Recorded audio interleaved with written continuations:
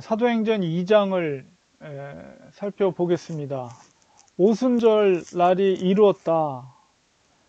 오순절이라는 것은 모세의 6월절, 그러니까 10가지 재앙 마지막 때에 죽음의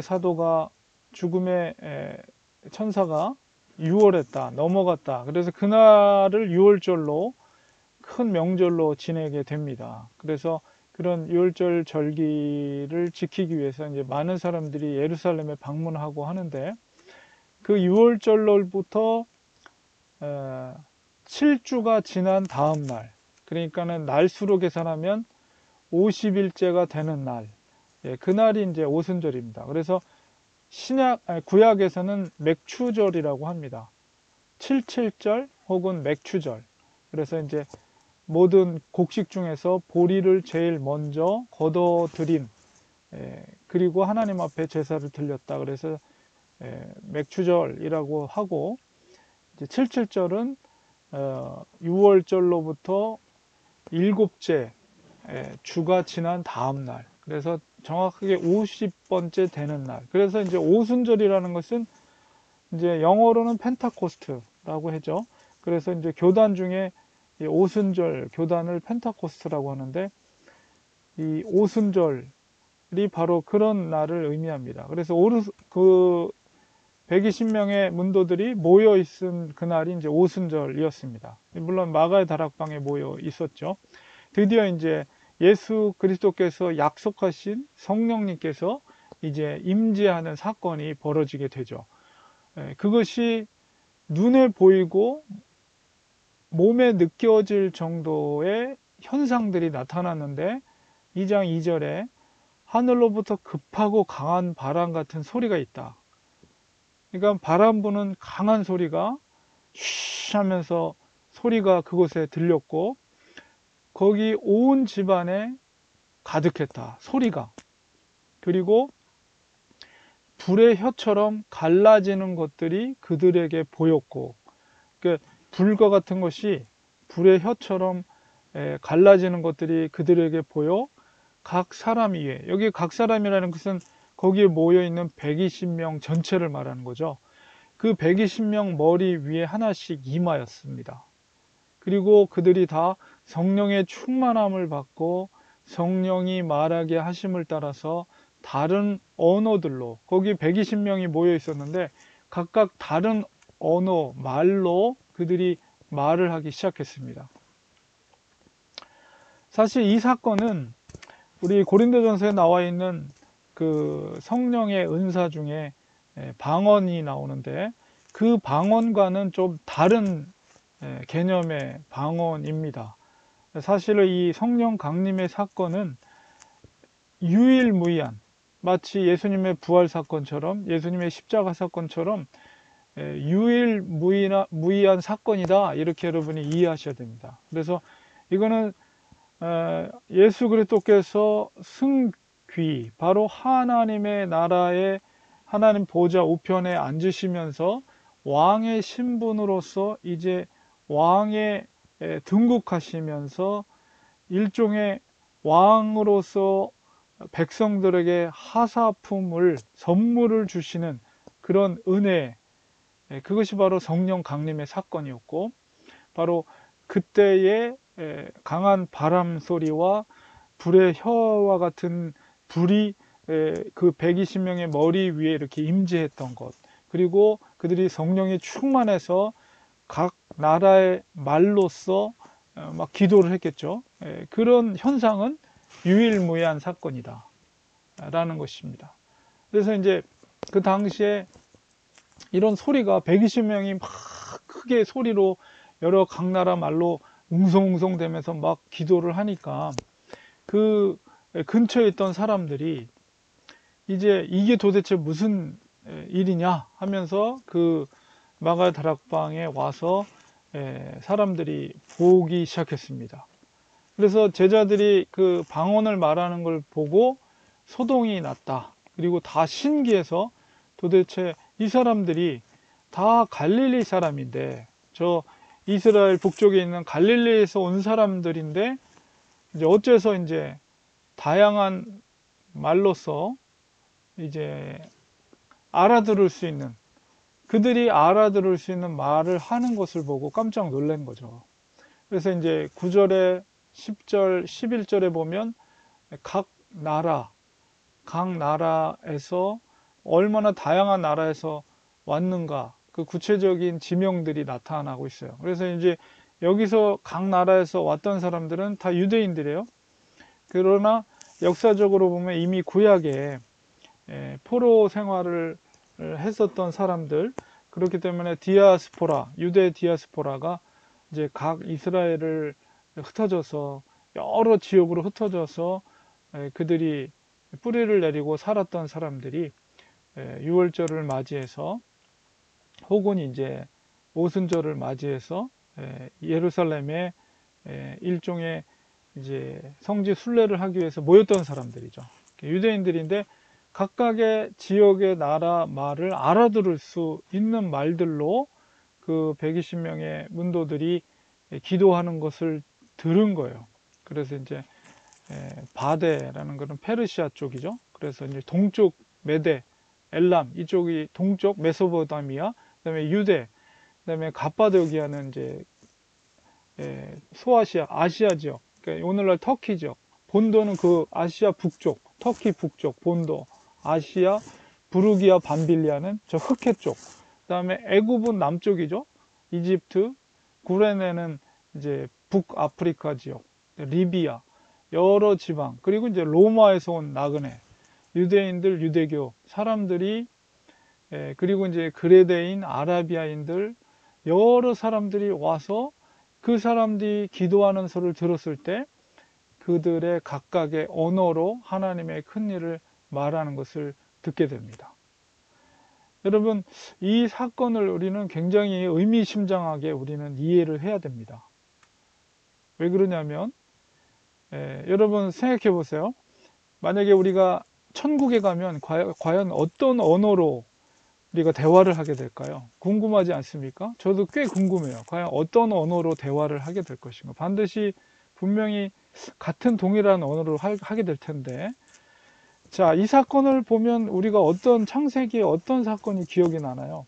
바로 이제 창세기 10장 이후에 있었던 바로 노아의 홍수 사건 이후에 사람들의 악행에 했던 것이 뭐냐면 바벨탑 사건입니다. 그때는 언어가 하나였어요. 바벨탑 사건 때는 언어가 하나였는데 하나님께서 그 바벨탑 사건을 계기로 해서 언어를 갈라놓죠. 그래서 물론 가족 단위는 동일한 언어를 썼을 거예요. 하나님은 절대로 가족을 찢어놓지는 않으시니까 가족 단위로는 동일한 언어를 썼겠지만 어쨌든 간에 각각의 언어별로 그들이 흩어질 수밖에 없었어요. 자, 그런데 성령 강림 사건, 이 사건 속에서 어떤 역사가 일어났냐면 각각의 갈릴리 사람들, 동일한 언어를 아람어를 쓰는 사람들인데 그들이 여러 각국의 언어의 말을 쓰고 있단 말이에요. 이것은 어떤 의미에서는 바벨탑 사건 이전의 어떤 현상으로 회복되는 어떤 그런 사건이라고 볼 수가 있는 거죠. 그러니까 성령의 역사를 통해서, 성령의 강림을 통해서 죄악 속에 있었던 사람들 이전 상태로 회복하는, 물론 각각의 언어를 썼지만 그들이 알아들을 수 있는 언어, 통용할 수 있는 언어로서 하나님의 큰 일을 알아들었다는 거예요. 이것은 하나님의 역사, 하나님의 성령의 역사는 바로 죄 이전의 상태로 회귀시키는 하나님의 능력을 우리는 볼 수가 있는 거죠. 그래서 최종적으로 우리가 완전히 회복될 하나님의 나라에서는 아마도 동일한 하나의 언어를 쓰면서 우리가 통용하게 될 것을 기대할 수가 있습니다. 그래서 성령의 역사라는 것은 죄 이전의 상태로 우리를 회복하는 능력이 있다라는 것을 우리가 이 사건을 통해서 아주 굉장히 상징적인 사건이라고 볼 수가 있는 것이죠. 그리고 또 이 성령의 역사는 이미 이 성령의 강림 사건 때부터 선교적이다라는 것을 볼 수가 있어요. 그러니까 1장 8절에 예수님께서 제자들에게 당부했던 것이 무엇입니까?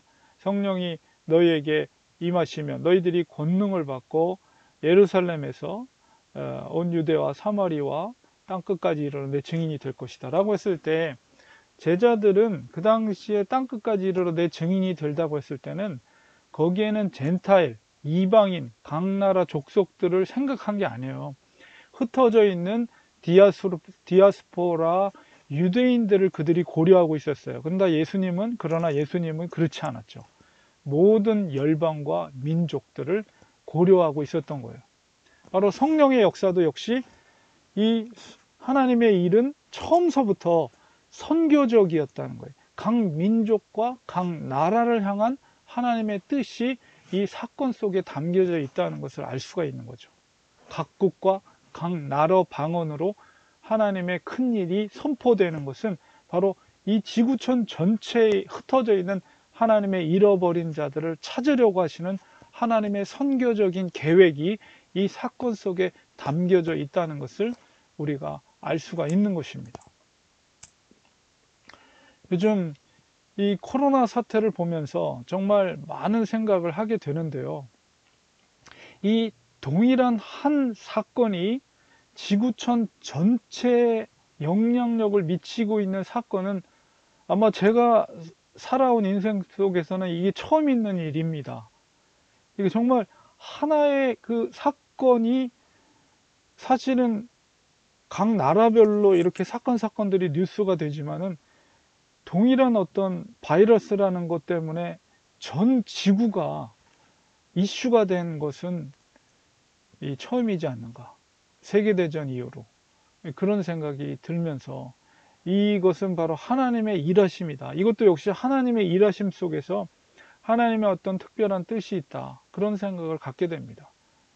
그러면서 이런 시대일수록 우리가 두렵고 떨림으로 하나님의 그 선교적인 마음, 잃어버린 전 지구적으로 전 세계적으로 잃어버린 자를 찾으시고자 하는 하나님의 열망 가운데 과연 이것은 어떤 의미를 담고 있는가, 저는 그런 생각을 하면서요, 이럴 때일수록 우리가 더 두렵고 떨림으로 하나님의 마음을 헤아리려고 더 깊이 영적인 그 깊은 단계 속에서 들어가야 될 것이며, 또한 성령의 역사, 성령님께서 임하시면 권능을 받고 정말 땅끝까지 이르러 내 증인이 된다 하였는데, 과연 이 시대 속에서 하나님이 잃은 자를 찾고자 하시는 하나님의 그 마음 속에서 과연 이 코로나 사태가 과연 하나님이 어떤 마음을 준비하고 계신가, 그리고 이 사태가 지난 이후에 과연 하나님은 과연 교회가 어떤 모습으로 남게 하실 것인가, 이런 것들을 생각하게 됩니다. 그러면서 하나님이 지금 이 전 지구적으로 흔들고 계시는 것이 아닌가, 하나님의 사람들을 깨우기 위해서 마지막 때에, 주님이 재림 때에 마지막이 가까우는 것을 느끼면서 이 마지막 때에 하나님의 사람들을 흔들고 깨우고 있는 것이 아닌가, 그런 생각을 갖습니다. 그래서 우리가 오늘 이 성령님의 강림 사건을 우리가 보면서 그 속에 담겨져 있는 하나님의 마음을 우리가 다시 한번 헤아리면서, 여전히 지금은 성령의 시대입니다. 여전히 지금은 잃어버린 자를 찾으시는 목자의 마음으로 주님은 하나님의 사람들을 부르고 계시고, 성령의 그 응답하심에 순종하는 사람들을 통해서 하나님의 잃어버린 한 마리 양을 찾으시고자 하는 하나님의 마음이 이 시대 속에서도 하나님은 그런 간절한 마음으로 하나님께서 이 지구를 운행하고 계시고 이 세상을 하나님은 섭리하고 계신다는 것을 우리가 다시 한번 깨닫게 됩니다. 그래서 성령님의 놀라우신 회복하심, 분명히 하나님은 회복하실 거예요. 성령님의 그 놀라우신 회복하심의 능력을 우리가 다시 한번 이 말씀을 통해서 되새기면서, 먼저 누구보다도 내 자신 속에서 성령님을 통해서 내 자신이 회복되게 하여 주시옵소서. 이 시기를, 어려운 시기 속에 있지만은 하나님 성령의 충만함으로, 그 초대기에 성령 충만함을 주셨듯이 우리 자신에게도 성령의 충만함을 주셔서 내 자신이 회복되게 하여 주시고 하나님의 마음을 알게 해주시고 이 시도 속에서 정말 하나님이 기뻐하시는 정말 그리스도인이 어떤 삶을 살아야 될 것인가에 대한 진정한 영적인 회복이 있게 하여 주시옵소서. 깊이 있는 영적인 단계 속에 들어가서 아버지의 마음을 알게 하시고 아버지의 은혜를 체험할 수 있는 저희들이 되게 해 주시옵소서. 이런 간절한 그런 마음으로 우리가 하루하루 이 시기들을 보내야 됩니다.